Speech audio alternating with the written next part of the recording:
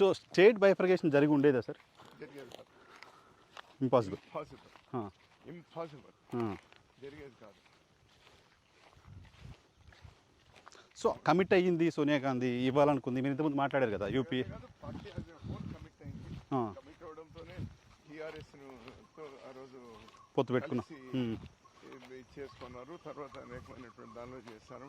2008లో కూడా రీట్రేట్ చేస్తారు. ఇవన్నీ చేసినటువంటి కానీ ఆ రోజు రాజశేఖర రెడ్డి గారికి ఉన్నటువంటి బలం, అతనికి ఉన్నటువంటి పలుకుబడి, దీంతో ఏది జరిగి ఉండింటే టీఆర్ఎస్ అనేది క్లోజ్ అయిపోయేది, టీఆర్ఎస్ బంద్ అయిపోయేటువంటిది. అప్పటికి ఆల్మోస్ట్ అప్పటికి అన్నిటి కూడా అన్ని స్టెప్స్ జరిగినాయి. మళ్ళీ టీఆర్ఎస్ అనేది మళ్ళీ లేచి కూర్చునేది కాదు, మళ్ళీ ఉద్యమం ఉండేది కాదు. అంటే నాట్ ఓన్లీ టీఆర్ఎస్ కదా, తెలంగాణ మూవ్మెంట్ అయితే కొంత మీ పార్టీకి సంబంధించిన వాళ్ళు కూడా అప్పుడు రైజ్ చేస్తూ వచ్చారు కదా. క్లోజ్ అయినా మా వాళ్ళు ఇంకేముంటారు, అంతే కదా. అదైన తర్వాత ఇంకేం. ఎప్పుడైతే రాజశేఖర రెడ్డి గారు చనిపోయిన తర్వాత కదా వీళ్ళంతా వచ్చింది. ముందు ఏదో ఊరికే పత్రికలకు దీనికి దానికి తప్పనిస్తే అంత దీని లేదు కదా. సో 50 మెంబర్స్ ఎమ్మెల్యేలు గెలిపించారు అప్పుడు 2009లో తెలంగాణలో.